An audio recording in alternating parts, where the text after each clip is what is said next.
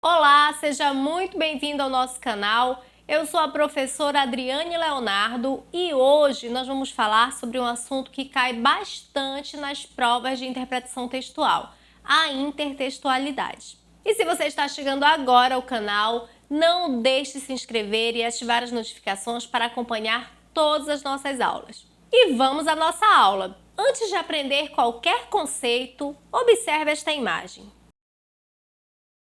Ao olhar para a imagem do Homer Simpson, você se lembra de um outro texto parecido? A imagem que você acabou de ver dialoga com a obra O Grito. Agora vamos observar as duas imagens. Nós vamos ver que a expressão facial é a mesma, as mãos sendo levadas ao rosto e a boca entreaberta. Nós vamos perceber também aqui a presença das cores frias na obra, das cores quentes também nos dois textos. Vamos observar ainda as pessoas ao fundo. O que eu tenho então que entender? Que há um diálogo entre esses textos, que eles conversam entre si. E o que isso tem a ver com a intertextualidade? A intertextualidade é o diálogo entre textos, ou seja, eu vou olhar um determinado texto que vai dizer algo que algum outro texto já disse, seja na repetição da forma, na repetição das palavras e de outros aspectos. Por exemplo, espelho, espelho meu, existe alguma garota mais linda do que eu? Nesta tira, não. Automaticamente, quando nós olhamos para esta tira, nós vamos lembrar dos contos infantis, ou seja, este texto tem uma intertextualidade com os contos infantis. A relação entre os textos pode ser cúmplice ou polêmica. Quando esses textos mantêm os mesmos valores, nós vamos chamar de relação cúmplice. E quando eles têm valores diferentes, nós chamaremos de relação polêmica. Então, por exemplo, lá na prova do Enem, quando se coloca o texto 1 e o texto 2, quando esses textos vão falar sobre uma mesma temática, quando eles vão apresentar os mesmos valores, as mesmas ideias, nós teremos essa relação cúmplice. Quando eles colocam esses valores diferentes, nós temos uma relação polêmica. Ou seja, quando o autor recria um texto, ele pode concordar com o texto anterior, com os valores do texto anterior, ou discordar. Se ele concordar em parte, nós vamos dizer que essa relação é parcialmente cúmplice. A intertextualidade pode ser implícita ou explícita. Ela será explícita quando o meu texto-fonte for automaticamente identificado. Isso também ocorrerá quando essa relação estabelecida for uma relação direta com o próprio texto-fonte, ou seja, com o texto original. E ela vai apresentar elementos que identificam o texto-fonte, uma imagem, uma palavra. E essa relação, essa intertextualidade será implícita quando ela não for facilmente identificada, quando ela não apresentar os elementos do texto-fonte. E o que ela vai fazer? Ela também exige que haja um esforço muito maior por parte do leitor. Aí nós vamos trabalhar com as inferências para poder entender a relação entre esses textos. Nós vamos ver agora alguns tipos de intertextualidade. É claro que outros autores dividem de outras formas.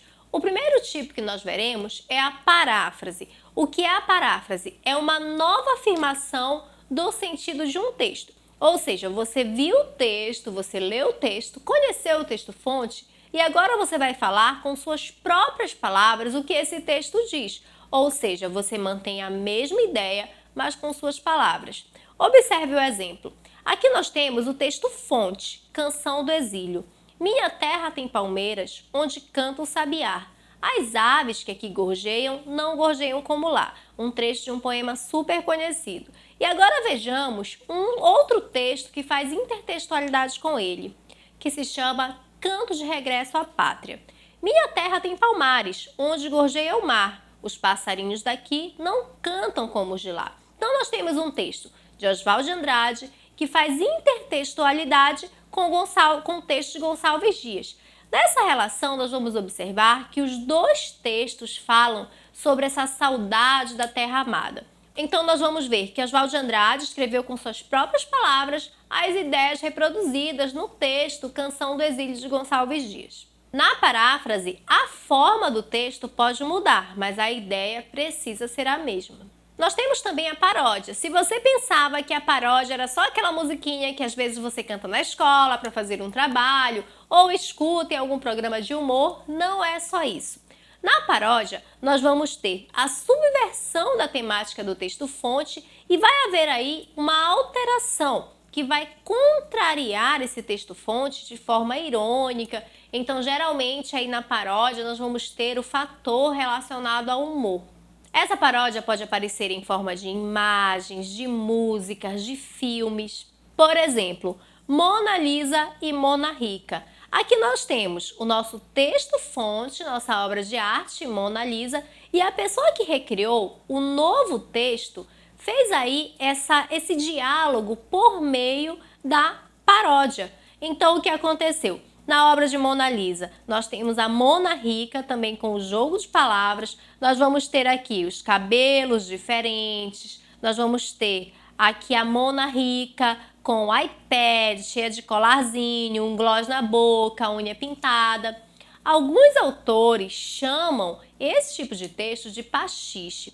Mas no pastiche, nós vamos ter apenas a imitação de um estilo, de uma obra. Já na paródia, nós teremos um tom satírico, humorístico. Um outro tipo de intertextualidade é a referência. Muitos autores colocam referência e alusão como o mesmo tipo de intertextualidade. Mas o que é essa referência? É quando eu faço a remissão a um outro texto sem necessariamente haver a citação de um trecho dele. Vamos observar aqui um trecho da música Sou Sua.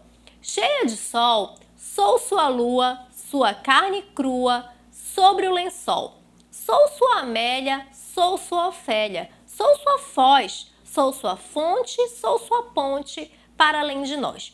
Então, neste trecho da canção de Adriana Calcanhoto, nós vamos observar que aqui nos versos sou sua Amélia e sou sua Ofélia, esses versos fazem referência a dois outros textos. O verso que fala sou sua Amélia faz referência à canção Ai que saudade da Amélia, de Mário Lago. Nunca vi fazer tanta exigência, nem fazer o que você me faz. Você não sabe o que é consciência, não vê que sou um pobre rapaz. Você só pensa em luxo e riqueza. Tudo que você vê, você quer. Ai, meu Deus, que saudade da Amélia. Aquilo sim é que era mulher. Às vezes passava fome ao meu lado e achava bonito não ter o que comer. Quando me via contrariado, dizia, meu filho, o que se há de fazer? A Amélia não tinha a menor vaidade. A Amélia que era mulher de verdade. Então nós vamos observar que o nosso primeiro texto, quando fala da Amélia, faz referência justamente a essa canção de Mário Lago. Como era a Amélia? Como era essa mulher que Mário Lago reproduz em sua obra? E que relação há entre a Amélia da música de Mário Lago e a pessoa que se intitula Amélia no texto de Adriana Calcanhoto? E essa relação não é aleatória. Quando o eu lírico da canção Sou Sua se intitula Amélia, quer justamente colocar-se na posição da Amélia do texto-fonte. Um outro exemplo é no segundo verso. Ofélia faz referência à personagem de Hamlet, associada a tristeza, melancolia. Então, nós vamos ver que, na obra de Shakespeare, essa personagem está associada à loucura. Agora, por que o eu lírico relacionou Amélia e Ofélia? Há algo em comum entre essas personagens? Nós vamos ver então que o texto Sou Sua estabelece intertextualidade com dois outros textos para sustentar essa posição do eu lírico, de mulher que é capaz de fazer tudo, que é submissa e outras coisas colocadas aí no texto. Ou seja, da mulher que está ali pronta para servir. Como eu falei há pouco, a alusão é vista por muitos autores como a mesma coisa que a referência, mas aqui, para efeito didático, nós vamos separar. A alusão é uma espécie de referenciação, ou seja, ela é considerada um tipo de referência, mas essa especificidade se dá de maneira indireta, ou seja, essa retomada do texto-fonte vai ser implícita. Por exemplo, 3 crianças sem dinheiro e sem moral. Não ouviram a voz suave que era uma lágrima e se esqueceram de avisar para todo mundo. Ela talvez tivesse um nome e era Fátima. E de repente o vinho virou água e a ferida não cicatrizou. E o limpo se sujou e no terceiro dia ninguém ressuscitou. Você conseguiu identificar alguma intertextualidade? No verso, e de repente o vinho virou água. Quando se coloca que o vinho virou água, nós temos aí um texto-fonte que é a alusão a um trecho da Bíblia em que existe a transformação da água em vinho. Nós temos ainda, e do terceiro dia, ninguém ressuscitou, ou seja, também fazendo alusão aos textos bíblicos. Embora seja considerada um tipo de referência, a alusão não traz marcas explícitas do texto-fonte. Na citação, vai haver a reprodução de um texto ou de parte dele. Por exemplo, se a educação sozinha não transforma a sociedade, sem ela tampouco a sociedade muda. Então, nós temos aqui uma citação de Paulo Freire. Essa citação pode ser marcada pela presença das aspas. Em textos acadêmicos, essa citação pode aparecer também com a marcação da página e ano da obra. Também pode aparecer com a expressão do tipo, segundo Paulo Freire afirma, e quando a citação é indireta, não vem marcada pelas aspas. Existem ainda outros tipos de intertextualidade que vocês verão nas próximas aulas. Até mais!